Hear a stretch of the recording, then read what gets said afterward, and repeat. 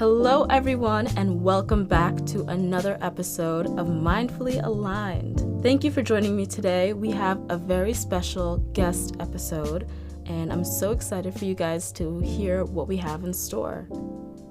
I think that faith is important. It's an inner compass that gives us direction when we feel lost and hope when we truly need it.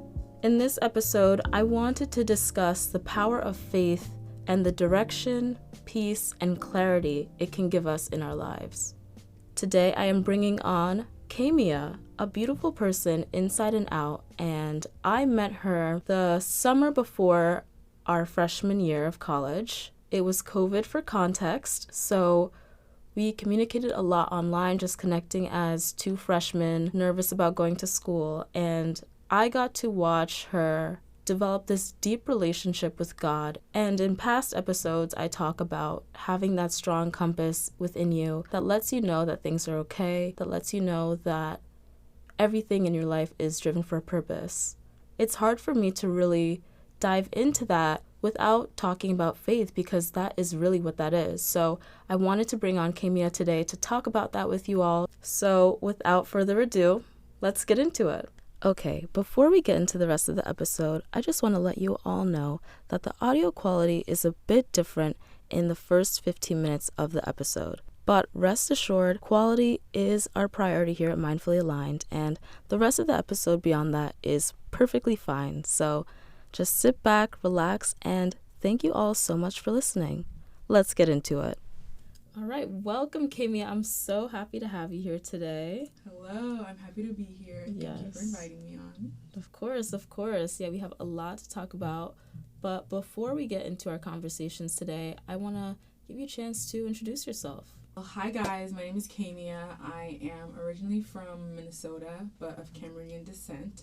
I studied nursing in college, and I'm also a gym enthusiast. And through college, I've learned and I've grown to just love the Lord and help people kind of grow in that. And so I'm very excited to be on this podcast episode today where we talk about faith. So first things first, I want to know more about what your relationship with God was like before you started college. I'd say it was pretty non-existent in the sense that I didn't really have a personal relationship. It was just kind of me going to church on Sundays with my parents just because they had just had me and my younger brother going. And in retrospect, at that time, I wasn't a fan of it, but I think that even just having that background did help as time went on. But yeah, I didn't really care much to know God as like a young adult. I knew kind of the importance of there being a God, and like specifically the Christian God and, you know, Jesus. And I kind of was putting it off to like later on in life when I'm an adult, because I just felt like that's when it would matter the most, when like I'm an adult and I'm like struggling and going through like a midlife crisis. I feel like we always associate like loving God with, oh, that's something that grown people do. Right, you know? right. And so that's where I was at right before coming to Drexel my sophomore year. Yeah. Okay, so how has it evolved, and what role does God play in your life now? I think I've understood a lot more what God's love, what it means for God to love us and what it means for us to love God. I don't have this mindset where like God is just some being that's very far from humans and like the human experience.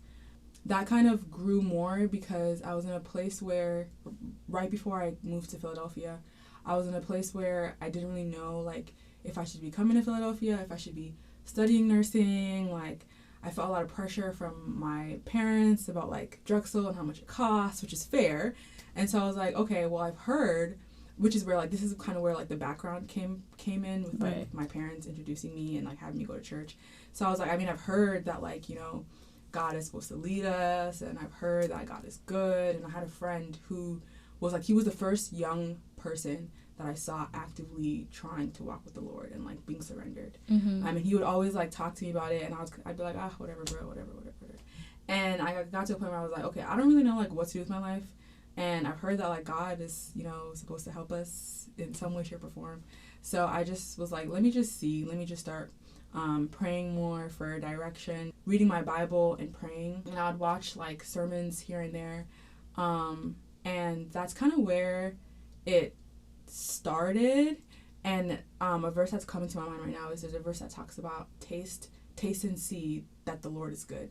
Mm-hmm. And so I feel like that was kind of my experience. And like, I was like, okay, let me just see. And like, if it works, it works. If not, like, okay, whatever. Like, I'll just keep it pushing.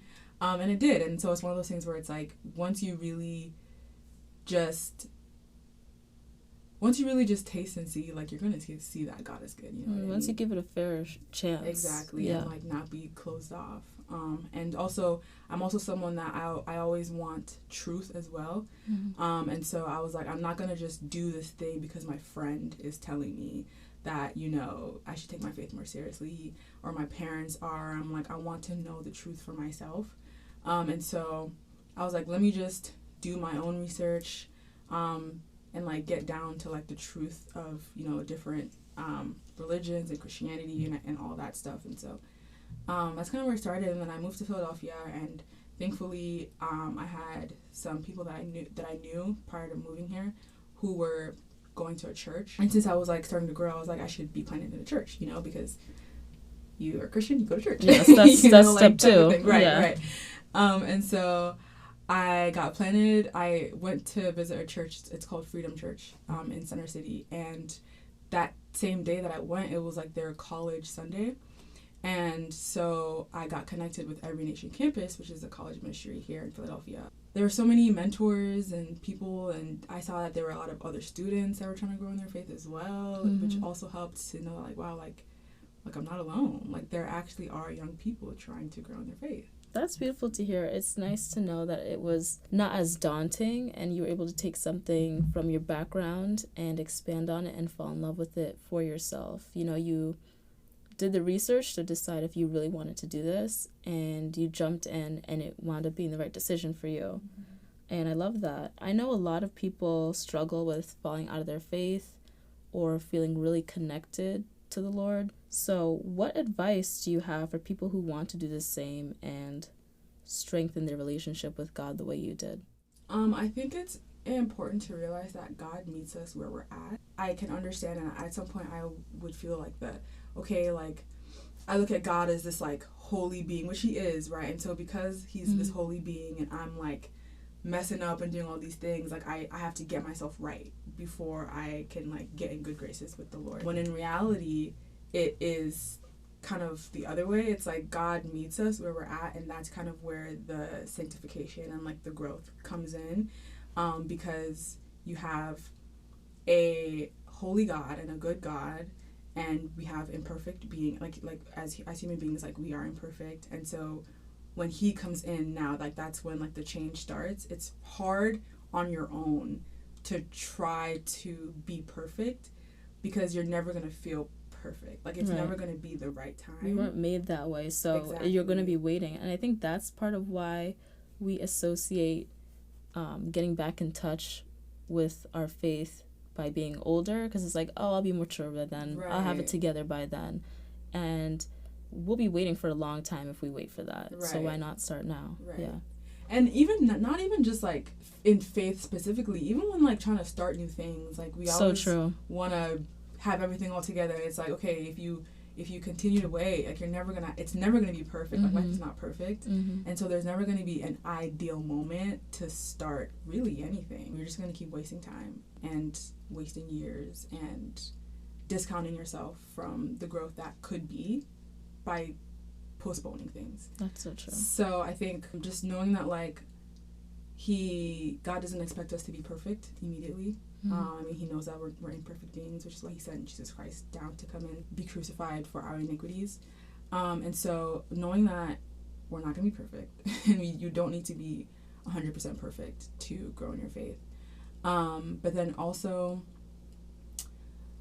just not, I think we can sometimes walk in a lot of shame and in a lot of guilt. Yeah. And that discounts us, you know what I mean? And I think the beautiful part about God is that he is a healer, and you don't go to the doctors fully okay, you know what I mean? Like, mm-hmm. you go to get better. Yeah.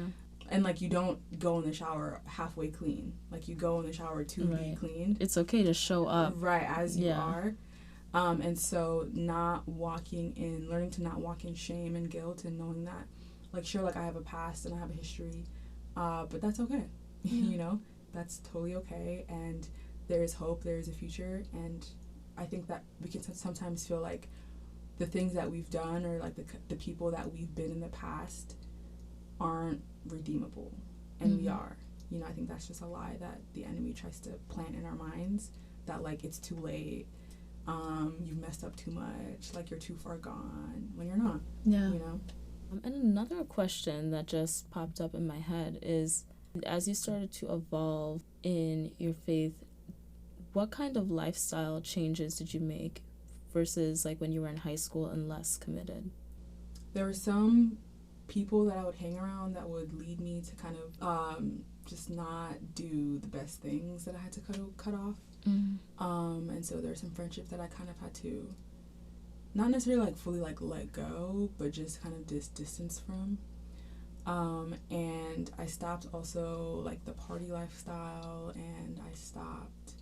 I was never, like, big on, like, drinking or whatever, or, like, doing, like, drugs or whatever, but just being around it in general. Gossiping as well was something that was, like, really big in my life that I used to do, that I just, it's not healthy. You know what I mean? Like, point blank, it's just not healthy to be talking, like, poorly about people. Just creating that negative pattern in your brain. It's not. And I think that it can seem like, oh my gosh, like, becoming Christian means I have to, like, stop doing all the things that I like to do. But when you kind of take a step back and you just do it at first, and you kind of, like, realize as time goes on, like, was I really actually happy in the first place? Most times the answer is no. You know what I mean? Because I think that we do things to fill voids a lot, and a lot of those things are voids, or are things that help to fill a void that only God can fill. And so when it at first it's like, oh my gosh, like, I'm being asked to just, like, stop all these fun things, all these things that I like to do. But when you really take a step back and, like, sit and think, it's like you don't actually like doing those things. Yeah, you're just, like, avoiding the issue at hand. Right. And so, yeah, I had to stop doing that as well, which now I'm like, it's not something that I even desire to do anymore. You know what I mean? And I think also there's this, like, perception that Christians are boring, like, you can't have fun. Like, girl, I don't know about you, but first of all, parties, like, I can have a good time without getting drunk. And, like just being incoherent.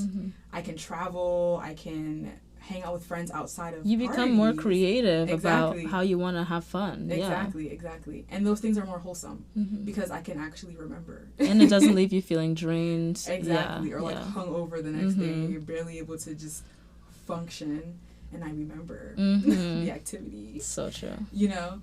And, like, it's no hate, no shade, because I've been there. You know what I mean? So I'll never talk about something that I haven't personally been through, and I can also empathize. So it's like I empathize the struggle with letting go, but when you actually do it, you realize that it's for our good, it's for protection in general, you know what I mean? And also for us to just grow into who God has really called us to be, you know what I mean? And a verse that's coming up right now as well is that Jesus said that he came so that we're able to have life and have life in abundance.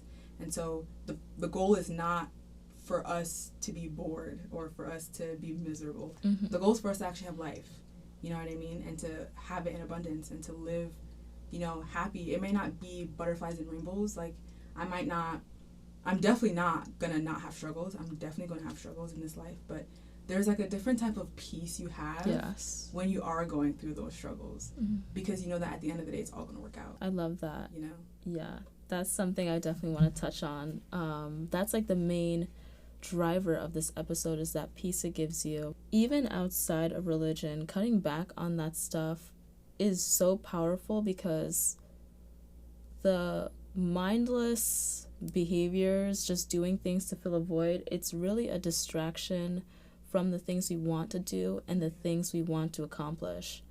I think it's not even just being Christian. I think it's just wanting to be your best self.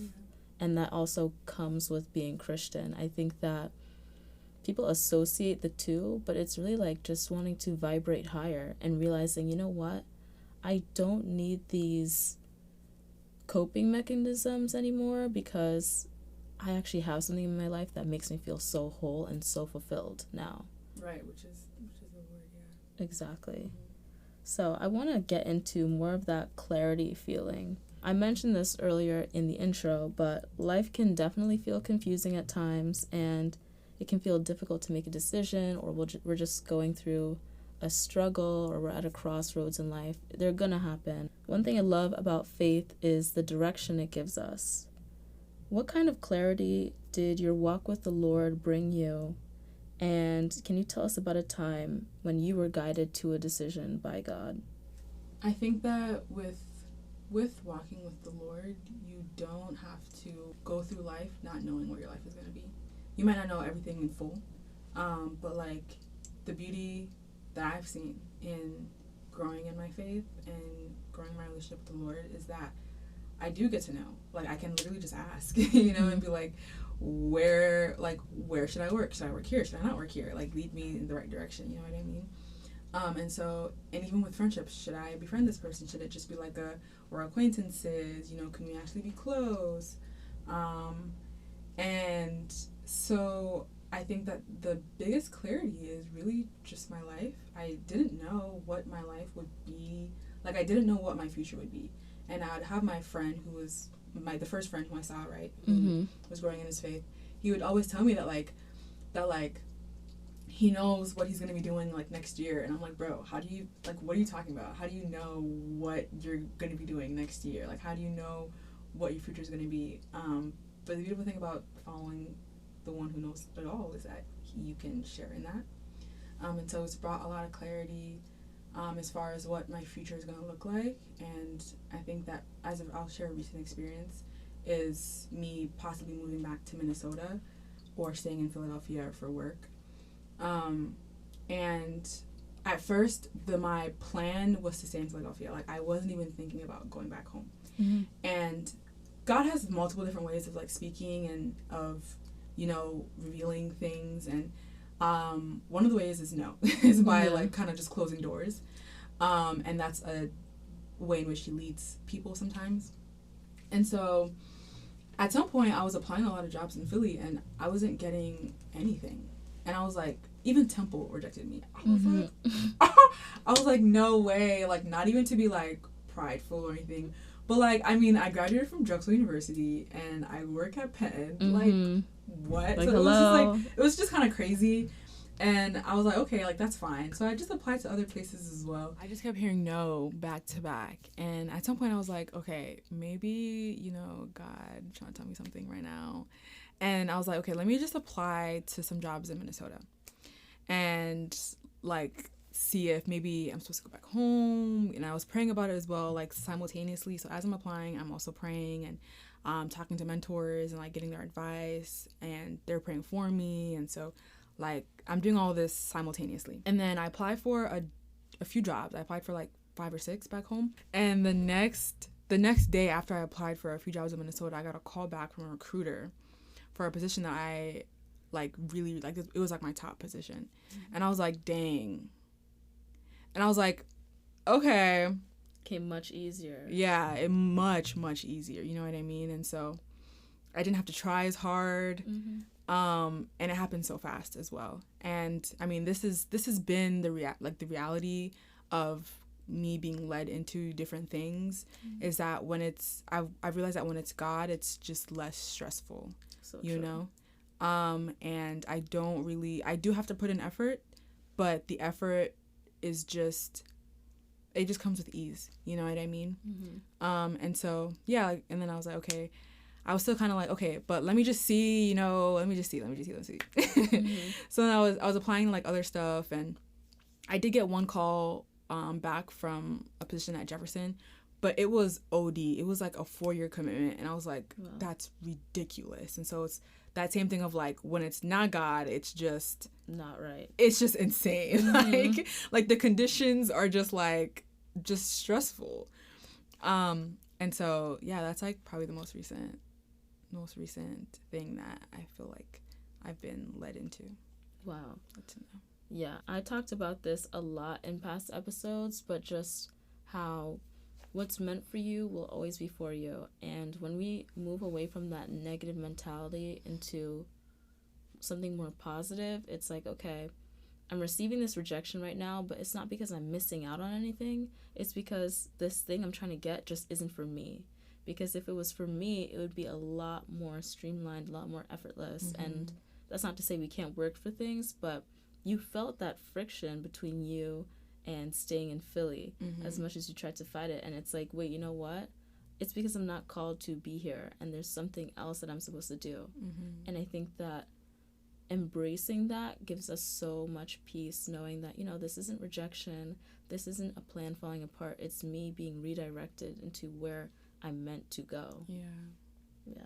And I think it comes much easier, because I do want to note too that, like, there are, and this is, I'm not going to go too deep into the topic of like God versus Satan and the enemy, and like how the both aspects work. But I think it's important to note that sometimes things can be given that aren't necessarily God things if you're not walking with God. You know what I mean? Yeah. And so sometimes we can confuse the two.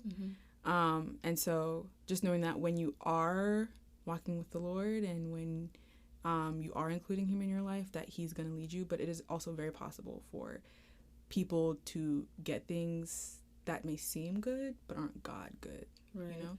Yeah, definitely need discernment. Yeah. And that's definitely stuff to pray on too, to figure out what actually is for us, for sure.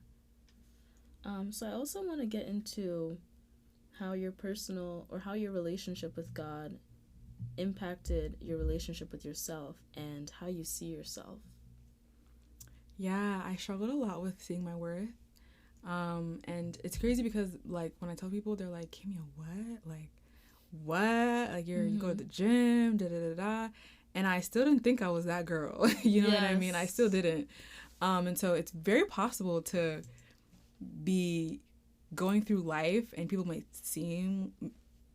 think that you are this very confident, very, she has it all together, and like you don't, because internally you still don't believe who you are and whose you are, right? You don't believe you believe in yourself, and you don't believe that you are an heir to the throne, that you are a daughter of the King, of the Most High. And so I struggled a lot with seeing my worth, mainly because people, specifically men, please, didn't treat me in a way where I was like, dang, like, am I worth this? You know what I mean? Yeah, so we've all been through the ringer, you know what I mean? So it's like, when you continuously get treated poorly, or like you continuously, even like in high school, like literally guys would tell me, like, I would be going to get lunch, getting called ugly in the hallways. And I was just like, dang, like, when you continuously get told something that's negative, you believe it, you know? Until for a very, very long time, I struggled with knowing my worth. I struggled with really believing that, like, I'm attractive, like, I'm pretty, I'm worth being, like, close friends with. And the main thing that really, really helped is knowing how much God loves me, and knowing the authority that God has. Because when you know his authority, then nothing else matters. It's like, okay, if God is supreme and I am his daughter, then who are you to tell me who I am? So true. My father is God. You know what I mean? That's what my name means, actually. It means oh, daughter really? of the King. Yeah. Come on. I love that. Yes. And so it's just like, I had to first learn the Lord's authority, and like learning about just what it means for God to be supreme.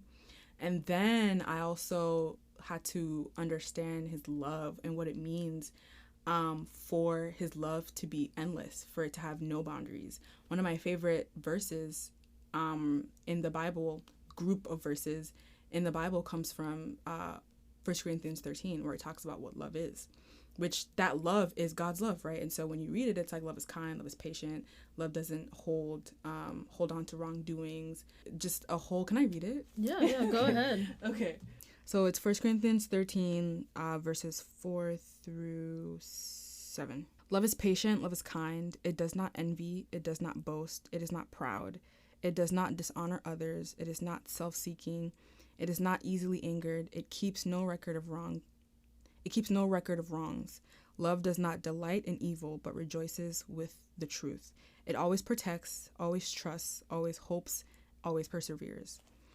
And so just like knowing that like this is how God loves us, just changed perspective on myself. Because I'm like, dang, like God loves me this much. And even when when I fall short, or even like if I go how many months, weeks, days, years without being in the Lord's presence, or being in my word or praying or whatever, he still loves. Yes. You know, it's a love that like it just, you can't really even fully put it into words because it's just so supernatural. It trumps, you know, everything it else literally, that's out there. it exceeds everything.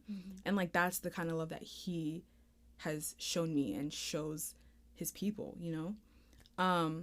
And so knowing his authority, knowing his love for me and for human beings, and my love growing for him, you know, to where I want to spend time and be in the Lord's presence and be in my word enough to where I like actually believe the words that I'm reading in the Bible, you know. And there are a lot of different books in the Bible, chapters, verses that help to really just build confidence, you know, and knowing that like what his word says is true. And so when it talks about, I think it's Psalm 119, it talks about how God knew us before we were even born. He knit us in our mother's womb. Yeah. He knows every single strand of hair on our heads. We could go like far, wide, high, low, and his love will always follow us. Like he will always follow us. And so it's just like, dang, I'm really that girl. You know what I mean? Like you really took your time with making me. And it does not matter what anyone else says, because if God is for me, then who can be against me? You know what I mean? Yes. And so just knowing scripture and believing in the scripture, and knowing that God is not someone that lies, you know, in his word. And so that has all just helped. And having healthy friends who also pour into me, who speak life into me, who encourage me to do the things that I want to do, who hype me up, you know what I mean? Yeah. And who are just there for me and want me to succeed helps tremendously. Because the same way all the negative things impacted me, it's like when all the positive things start to be filled as well, it just pushes out all the other negative that has been said about me the past few years, you know what I mean? And so when I came to Philly and I met friends who were also growing in their faith and who were also walking and trying to be better friends and better people, it all just helped. And having mentors as well who I could go to, like, oh my gosh, this person said this about me, oh my gosh, you know what I mean? It's like just pouring into me and speaking life into me has also helped tremendously. I'm sure it's super nice to have people who motivate you to be your best self in all aspects of life, including faith. That's super beautiful. And I just did the friendship episode. It's so important to have a tribe around you of people who are really there for you and put in your life by God and really meant for you. Yeah. It makes all the difference in how you move throughout life and how you see yourself too. And so with any journey, there are ebbs and flows, and I'm sure having a good tribe, such as mentors and friends, can be a motivating force for staying consistent with your faith. Can you share a bit more about how those mentors and friends played a significant role in your life during this time? Yeah. I'll say the biggest thing that having a community helps with is accountability.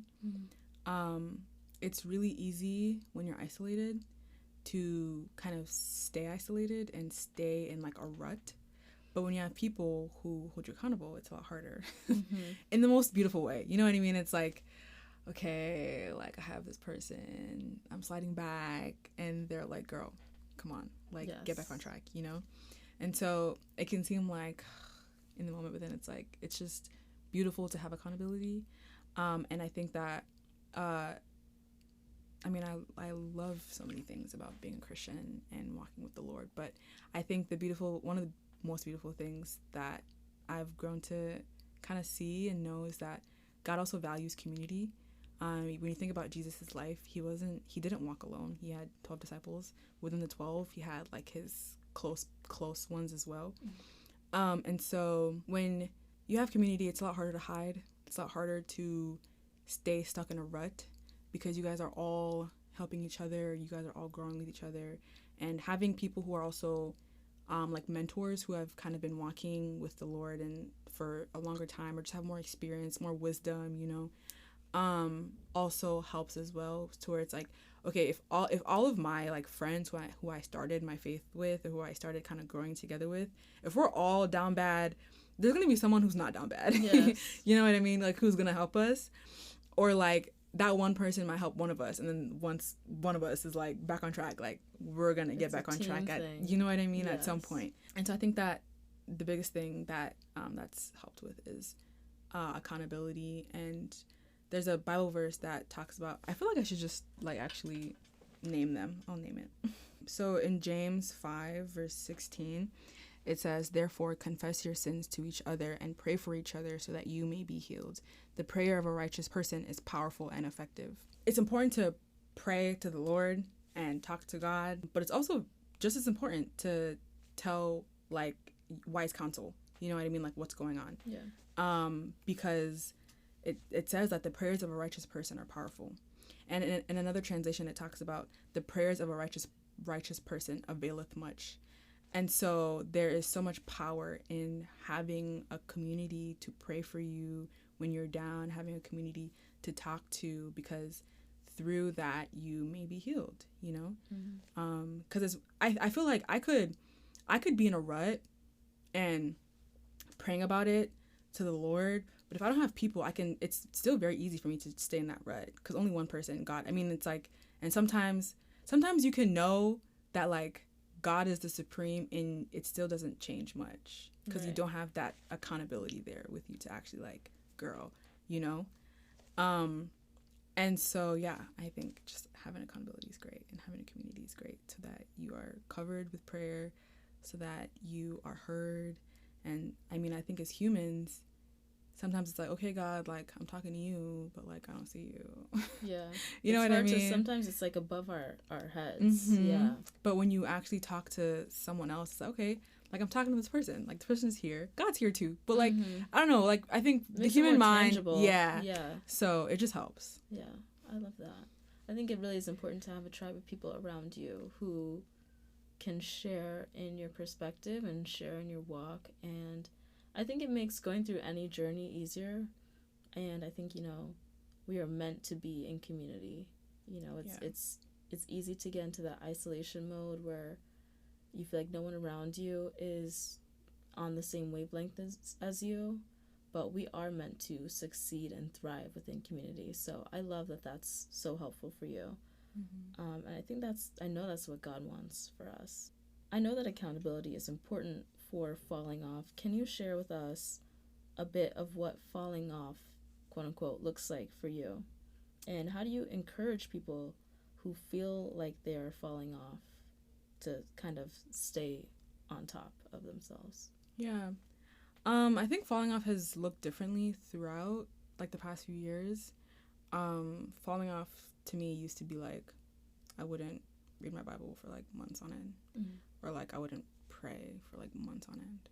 And I do want to know, like, prayer isn't like, prayer is just talking to God. You know what I mean? It's not like a super serious, like, I must be at this place at this time during this scenario.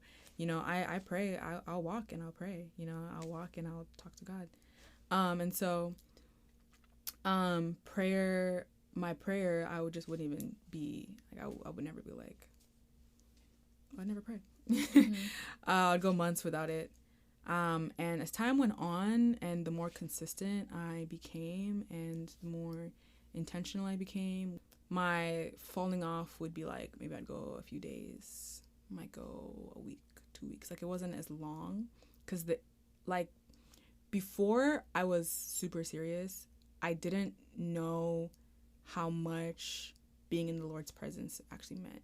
You know, like, it wasn't like, it wasn't impactful. So like, not being in his presence was like, okay, like, and, you know, because I didn't know if you don't know something, you have no idea of what it would even feel like. Mm-hmm. And so the more I started to grow and the more I was in his presence, not being in his presence, I felt it. I was like, yo, life is rough. Yeah. This is rough, because I'm trying to do it on my own, and I was never meant to carry the burdens of my life on my own. You know what I mean? Because it's just our life's burdens, like the burdens that come with human life, were never meant for human beings to carry on their own. It's too big. Mm-hmm. It would literally, this is kind of a sidetrack, but there are times when, like, I hear people and, like, their struggles, and, like, I'm like, you're trying to do this on your own? I can't even imagine trying to figure this out on my own. I literally can't. Even, like, this whole, like, job process, I'm like, I can't imagine doing this by myself. At one point I was, like, before, and I was like, how did I go through life seriously like that, you know? Because I didn't know what it felt like earlier, I wasn't impacted when I wasn't in his presence. The more I grew, the more I was consistent, the more I was in his presence, I knew what it felt like to be out of his presence. Yes. And I didn't like that. And so it makes it low-key a lot harder to fall off, because you don't want to. Yeah. You know? Because you don't want to live life apart from God's direction and apart from his protection and his safety, because walking in his will is the safest place you'll ever be, because he cares more for us than we even care for ourselves, right? He wants more for us than we want for ourselves. Now it's like, okay, I might go a few days, and getting back on track, it comes to a point of like, girl, when are you gonna get tired of running in circles, doing things on your own, trying to figure it out on your, it's just like, you know? But then also, I want to feel safe. I want to feel protected. I want to feel like, I just want to have that peace. Even if the circumstances aren't necessarily the best, I can still have peace when it's with God. When it's not, it just feels like your entire world is falling apart. And so getting back on track will be me just like kind of slowly, you know, like getting back at my word and designating like specific times to be my word, so that like it's an intentional thing. And then once you just start building that consistency back up again, and it just becomes like a natural thing that you don't really want to let go of. It reminds me of what we were saying earlier in the episode about how even if you haven't gotten started yet, or haven't gotten on the horse yet, you haven't fallen off, you haven't gotten on, period. It just reminds me of how we were saying, why wait until later? Oh, that'll be a later thing, that'll be when I feel like I'm at the space for that. I just can't do that right now. We are going to be, between now and then, we're going to be going through so many other personal battles. Literally. It's like, you're gonna get to that point and be like, wow, how did I let myself go through all of that without the guidance? How did I let myself go through that? You know, you don't want to reach that point. So if you haven't even gotten on the horse yet, I think that's something good to think about. It's like, you know, you have a lot lot of battles ahead of you just in life. Look, for real. That's just what battles life are never going to end. Yeah. Like, that's just always what life gonna be gives. Something. But do you want to experience that alone without the guidance? And once you get in touch with that, you'll realize, I think, like, wow, I never want to go through that again. I never want to do that alone again, just as you said. Yeah. And I do also want to note, like, it's important to recognize kind of how I was talking about earlier, where it's like we can feel like I'm too far gone, I've been away for too long, like I'm too ashamed to come back, I feel too guilty, whatever. There's a Bible story in Matthew that is about the prodigal son. And basically the story is a depiction of God's relationship with us as human beings. And basically in the story, there's a father and he has two sons. They're wealthy, like they have money. And so one of the sons wanted his inheritance and he wanted to leave and go and do his own thing and just be on his own. And so he asked for his inheritance and he left. He went and he spent all of his money until there was a famine, and he was like down bad, and he was like, dang, like even if I have to go home and like become like a servant, like it's better than me living off of like dirt and nothing. And so he was like, okay, like I'm gonna just go home. Like I know I left, but I'm gonna go home. If it means like if my father's angry at me and he makes me like be a servant or whatever in the house, I'll go and I'll do it. It's better than this life I'm living right now. So then he's on his way back home, and one thing that I love is that in the Bible it talks about how the father saw him from a distance. Oh, I remember this one. And right, and so the father saw him from a distance, and the father went and embraced him and then gave him a kiss and like welcomed him back in with open arms. And so it's kind of that same thing of like, we can sometimes be like, God, like kind of like forget you, I'm gonna go do my own thing. And then it's like life hits you and you're like, dang, this sucks. Yeah, you know. Not so and then it's here. like, dang, but like I left God and I feel bad, and you know, even if I go back and like I don't really have like the best experience, like it's better than this. And then it's like you have this mindset where it's like God is angry or God is pissed off, God doesn't want you. You know what I mean? And in reality, it's like God's waiting for you to come back, and he's waiting with open arms. And he doesn't wait for us to get to him. He actually meets us. You know? Also in the story, it talks about how they had like a celebration for the son that came back. And so it's just that thing of like God is happy to welcome us back. It's just not God to live in shame and to live in guilt. That's not what he wants for us. And it's never too late, you know? And so, yeah, that just getting back on track kind of reminds me of that story of like, even if I fall off, I can still come back, you know? But also recognizing that I can't make it a pattern of always like falling off, always falling into like the same thing, the same mess, the same sin. Because you don't want to have to keep on going through that hard part, that valley. Right. At this point, you know better. Right. You know? Right.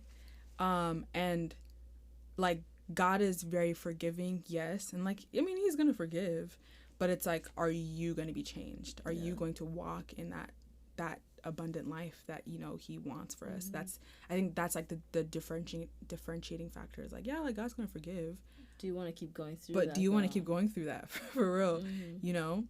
And do you actually want to live a life of like peace? Yes or no? And freedom. Yeah. As well. Yeah. It can be daunting to think about reopening that relationship with God. I feel like, you know, over college, people can kind of stray away from that. As you come into your own, people kind of walk away from that. But knowing that God is just waiting for you with open arms and ready to just make your life so much easier. When you simplify it that way, it's like, yeah, why wouldn't I want to do that? Why wouldn't I want to welcome that back into my life? So I also want to get more into relating to the non-believers. I know that you have stepped into more of a leadership role within your church community, and that has helped you be able to relate and evangelize to non-believers. So how do you share the word and spread the love of God in a way that's palatable? I think that walking in love and truth, I never want to force anything on anybody. I understand that people have come from different backgrounds and different experiences that may repel them from faith in general, not even just Christianity, but just faith as a whole.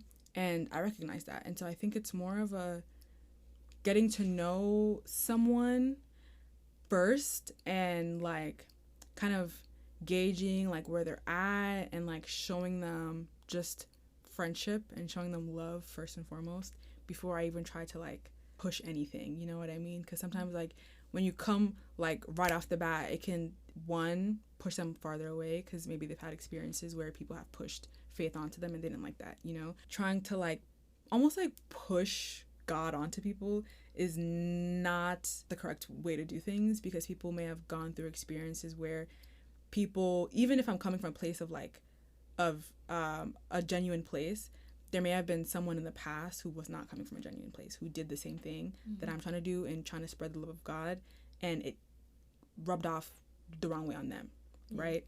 And so trying to kind of first understand people is the best way that I found when it comes to like talking to people who are non-believers, knowing like who they are, getting to know them as an individual, I can show the love of God just through how I'm speaking to them, how I care about them, how I speak to them. But then as far as like speaking about God, it kind of ends up being like we kind of just like slowly get into it if this is someone that I'm around consistently. You know what I mean? Just the same way when you get to know someone, you learn about more parts of their life.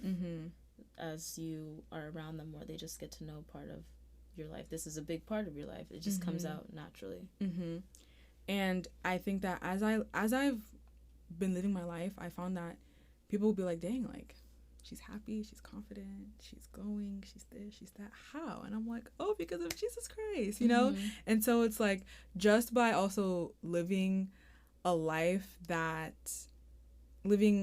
with the Lord and including him in my everyday and being devoted to him, that radiates. It's like a light where people are like, huh, she's different. I kind of want that. I kind of want that peace, that joy, you know, that's just different. Whatever it is that she must be doing, it's working. Yeah, exactly. And so that's also a way to evangelize as well. Because there have been times when people have just like hit me up and just like asked me questions about Christianity and like different principles and everything. And it all boils down to kind of getting people to understand Jesus Christ. Because that's really the foundation of Christianity, is Jesus Christ and God's love for human beings. And that he sent his son to kind of bear our iniquities and our burdens and our sins so that we wouldn't have to. Because I never want to sugarcoat the Bible, you know, because it says what it says.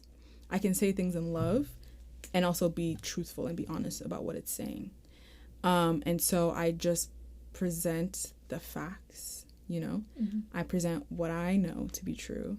And I'm like, we can have a respectful conversation and we can, you know, dive deeper into this and we can kind of dissect it together and, you know, put things together, understanding that like it's not going to happen in one day. It didn't take me one day to fully, you know, be where I'm at right now. It took time. It took mentorship. It took asking questions. And so I welcome questions all the time, you know, and it even took me asking the Lord questions. Like, I don't really understand this. Like, why is this the way it is? Or why is that the way it is?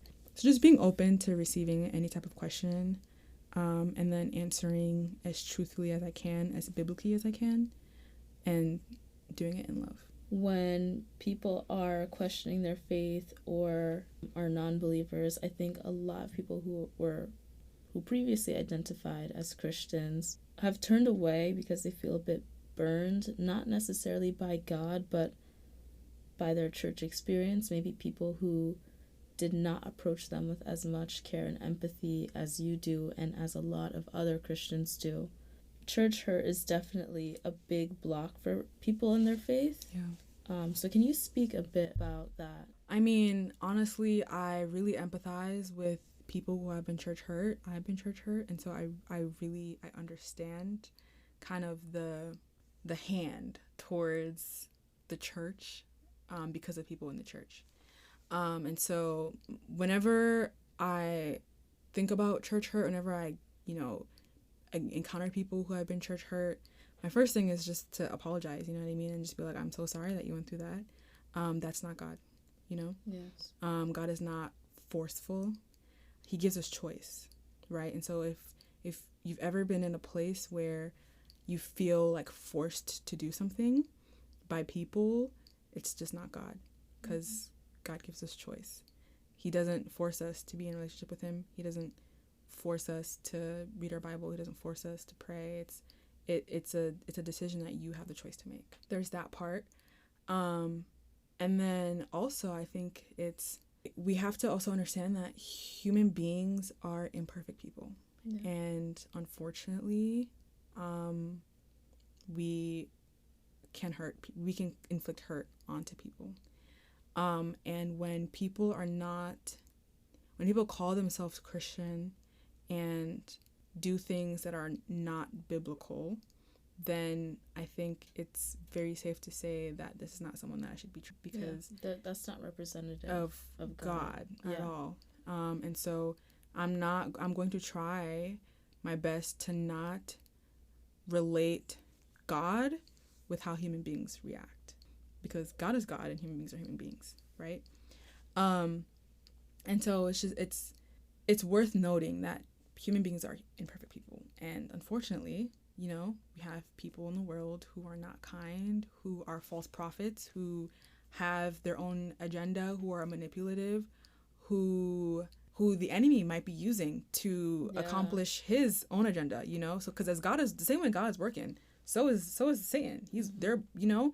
And so, unfortunately, the same way God has, like, missionaries and vessels and people and, like, good, like, actual good church leaders that he's using to kind of help bring people to know the love of God, the enemy also has people that he's using to spread his wicked agenda, which is very which is very sad, but not associating God to how people choose to carry out their actions, and knowing when things are of God and when they're not of God, you know.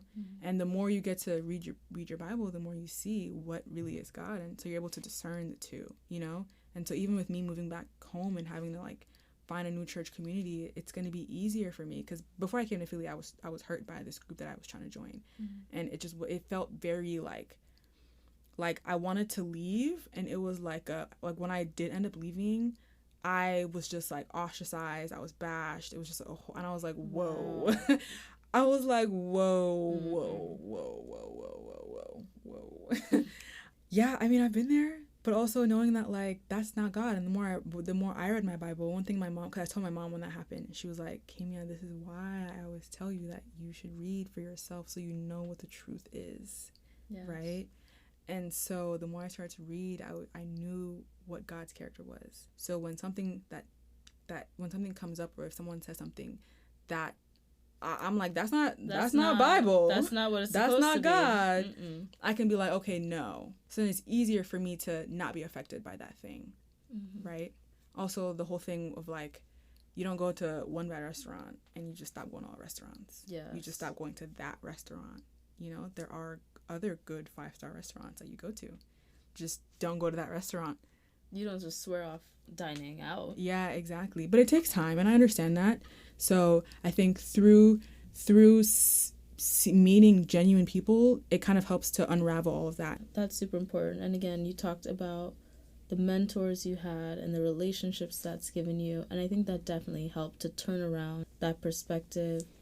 And I think a lot of us need that, you know. I know people I love that have personally felt burned by church hurt, and I think it's important that we don't give up and know God enough to know that there is a separation between the two. Yeah. And that means that there is a community out there. You found that community here in Philly, and then when you go back to Minnesota, you'll be able to find that community again. And I think if you've experienced that, I encourage you to find your community. It just meant you were not in the right one, and those people around you were not a good representation of the Lord's love. Yeah. But that doesn't mean it's not out there. Yeah. God isn't like hiding, you know. I think that when we actually are seeking the Lord, like, he's going to make himself very known.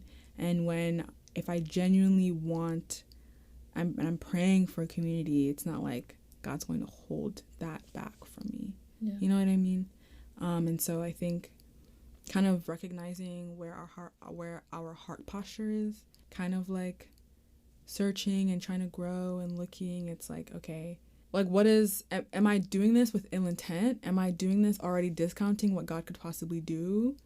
You know, because then it's like, okay, if I in life, if you've already discounted something, then, like, it's not gonna work. Yeah, and you're already convinced that it's not gonna work. Yes, and your perspective is gonna be just looking out for things that confirm that. Right. Yes. And so, I think, like you kind of mentioned earlier, like, having an open mind, but then also, like, recognizing where your heart posture is also quite important. Deciding for yourself that you want to see things differently and have a different experience. We don't want to get stuck in a rut with how we feel. I think it's really about deciding, okay, I want to give this a shot, a fair shot, and experience it for myself the same way you did 4 years ago. You know, I see that this is working out for this one person I know. Let me see how I can apply it to my life. Let me do the research. Let me really open my mind up and open my heart to this. And it was amazingly fruitful for you, for sure. And so before we close this out, I just want to give you a chance to basically share any last words or pieces of advice for people who are looking to start up or restart their relationship with the Lord. What could you tell them if they're starting that path right now or thinking about it? It's never too late. It's never ever too late to start. But then also not looking at it from a place of, sometimes we can kind of look at God as like a genie, or like it can be like like a very like transactional relationship, and not like an actual relationship. And so knowing that like it's not gonna be like rainbows, like it's not gonna be like your life is gonna be perfect, you know, and it's not like everything that I've asked for I've received immediately. It may have taken time, or it may have come in like a different way. Yes. One thing that I was talking to a friend of mine last summer, I think, and she was telling me about how she was listening to his pastor who said that with the things that we ask for, we're either going to get something better because God just wants more for us than what we want for ourselves, or we're going to get what we're asking for. Like, it's either going to be something, so if you don't get what you're asking for, it's going to be something that is better in the long run. Yeah, so you can't see that far ahead, exactly, but God can. Right. Yeah. When you think about the human experience, one thing that I've grown to understand is that humans were made to worship. And so it's not really about like if you're going to worship. It's more about like what or who. So when you think about it, it's like, okay, if I'm not going to worship the Lord, or if I'm not going to, like, if I don't believe really in anything, I might worship celebrities. I might worship myself. Money. I might worship money. I might worship fame. I might worship, it's going to be something. Yeah. You know, when you really like look at what you prioritize in life, that's going to tell you what you worship, you know? And so in general, I mean, it's not, I don't believe that it's possible for someone to not have faith in something. You're going to have faith in something. It's just a matter of what are you going to have faith in? And is the thing that you have faith in genuinely satisfying you? Most times the answer is no. When you really sit and think about it, it may be helpful, you know, like as you're doing it, it's like, okay, I don't want to feel this thing now, so I'm going to just do this. And then once that thing is done, you're feeling again, and it's like, oh, can't feel that anymore. I got to do this. And then you start feeling again, and it's like, nope, don't want to feel that. So it's like a never-ending cycle of not wanting to deal with things in our lives because they're hard. And I understand that. But then again, it's like we're not created to carry those burdens on our own, you know? And so kind of just recognizing that it's going to be something, you're going to have faith in something, whether it might not be Jesus Christ, it might be another God or whatever. But even that, it's like you're still not really going to be fully satisfied because we weren't really meant to do life apart from God. Yeah. You know, it just becomes significantly harder because the direction that you have is just not, it's just harder. The way you perceive yourself might not be as, and even if you do perceive yourself as amazing, wonderful, there's just going to be something. There's going to be something. It might be family. It might be, you know, finances. It might be just self-perception, friendships, love. It's going to be something. But it is very possible to be satisfied with your life and it not be perfect. You can still be satisfied and content with life without it being 100% perfect and get to that point when you are walking with the Lord. So I always say this, and it rings true here. It's so important to water what waters you. And God is one of those things where when you give to God, you always get back. And when we are constantly pouring into things that are just not right for us, toxic relationships, toxic habits, we're left feeling exhausted and empty and drained like a dead battery. But when you prioritize the things that are right for you, when you prioritize God, you feel so much more full and whole. And I can see that radiating through you as you sit across me. Seriously. Yes. I think that's super powerful. And that's something that I am going to evaluate in my life. And that's something I compel all of you listening to evaluate in your life is, how you want to feel, and who can bring you that feeling.